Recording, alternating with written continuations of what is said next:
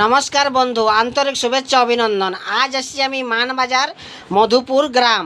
দেখতে পাচ্ছ হরিনাম সংকীর্তন হয়েছে, তোমাদেরকে সরাসরি হরিনাম সংকীর্তন শোনাবো।